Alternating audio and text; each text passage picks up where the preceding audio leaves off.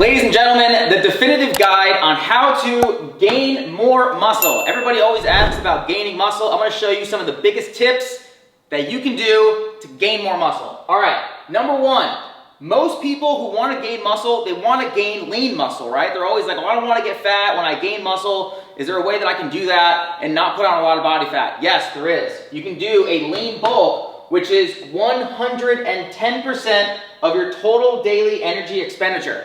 If you don't know your total daily energy expenditure, you absolutely need to figure that out. I would go to TDEE calculators on Google. I have several inside my bio you guys can click on and get your total daily energy expenditure, aka your maintenance calories. So 110% is going to help you do a lean bulk. You're probably going to be gaining about a pound of muscle per month with something like this. If you're a more advanced athlete, you might only be gaining about 0.25 to 0.5 pounds per month. Just really depends on your training level.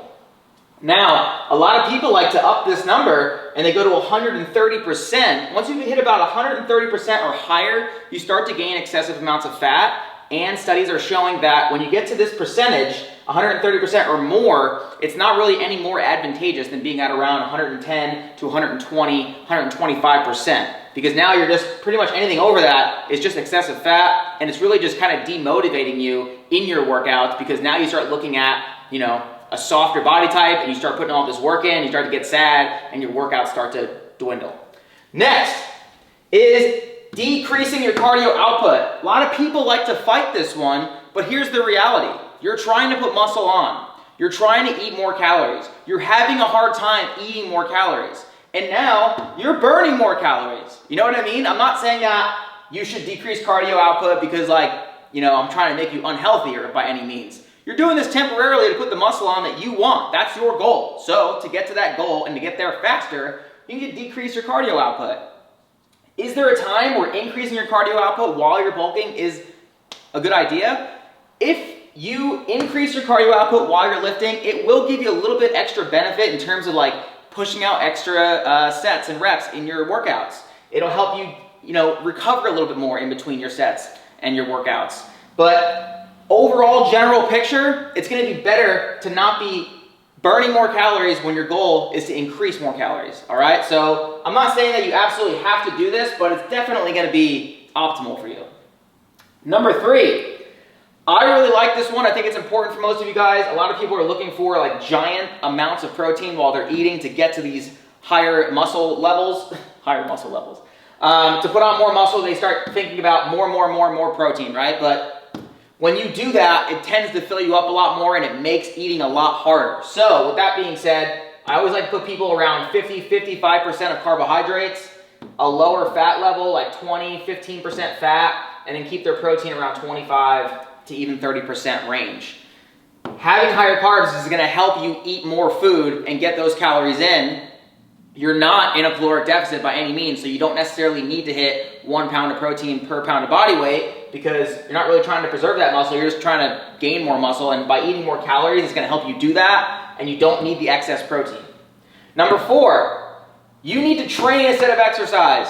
We talk about this all the time, but if you're exercising, you don't really have a systematic approach towards getting bigger. You don't really know if you're getting bigger. I was talking to someone the other day in the gym, and he's like, hey man, I really want to get bigger legs because I was doing legs, and he just commented on my legs.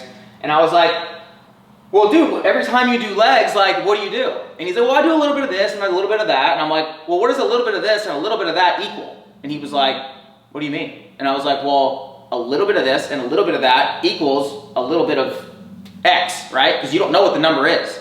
But what if you did 135 pounds last week and you did 140 pounds this week? What does that equal, right? You have a number. When you have a number, you are systematically going towards a goal. You need numbers to hit goals, all right? As you hit bigger and bigger numbers, you're going to hit bigger and bigger amounts of muscle mass. Let's go, all right? Number 5, you have to sleep 7 to 8 hours to get a proper hormone release during that sleep cycle to actually put on size, all right?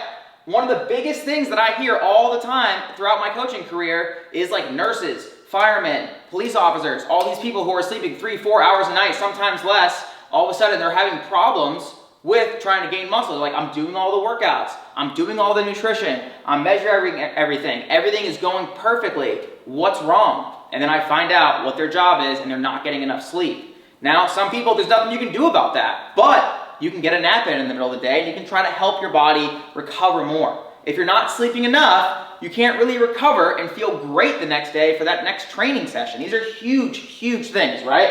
You gotta get the sleep in. Number 6, highly overlooked all the time, hydration. Gotta get about 1.2 to 1.6 liters per day. Always remember this saying right here.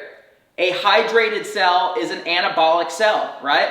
If our cells are nice and hydrated, they are anabolic, right? And they are helping us gain muscle size, all right? This is a big thing. Hydrated cell is an anabolic cell. All right, number 7, hard sets. How to put it in red, big deal. One of my biggest things I like to talk about. 10 to 20 hard sets per muscle group per month, all right? So if you think about every single muscle group in your body, 10 to 20 hard sets per month. Ryan, what does it mean between 10 and 20? That's a huge difference. Well, it depends on if you're a beginner or an advanced athlete. If you're advanced, obviously you want to be doing 20 hard sets per muscle per month. So this is a huge thing. I like to define hard sets as like an RPE of like 8, 9, 10, something like that, right? So if you don't know what that means, it means how many more reps do you have left in the tank? If I gave you an RPE of 9, that means you would go all the way until you know you can only do about 1 more rep and you're done.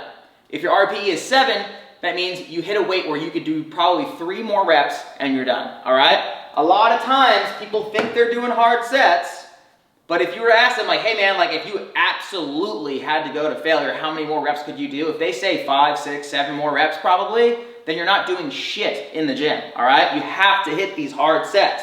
These hard sets create all of the hormone responses that we need to put on more muscle. It creates the environment to tell our bodies to create a new adaptation for a new change that is happening on our bodies. If we keep doing the same thing over and over again and we don't measure it, we don't know if we're getting stronger, that is called exercising. And when you exercise, you do not gain, okay? When you're exercising, you are in maintenance mode, all right? When you follow a workout on Instagram, you are in maintenance mode, all right?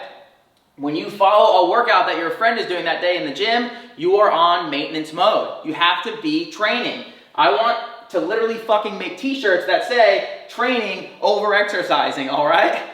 When can I exercise? When can I work out with my friends? When can I do whatever I want? When you get to where you want to be. Once you get to where you want to be, you're like, yo, I look good, I feel good, I'm happy. All I want to do is just exercise and maintain. Then you can do whatever you want, all right? But you would have to eat maintenance calories. You still need to figure out your maintenance calories because if you're doing whatever you want and you're eating like crap, all of a sudden you will start to fade away. If you're doing whatever you want and you don't eat enough, you will start to fade away, right? So here's the definitive guide on tips on gaining muscle mass. You have these 7 points right here. I wrote a couple things small, but a lot of it is big. If you guys want to screenshot that. And I hope this helps. I hope you guys are on your way to getting more and more gains. If you guys have any questions, put them below. I hope this helped. Share it with your friends if you think it was worth it. And I'll see you next time.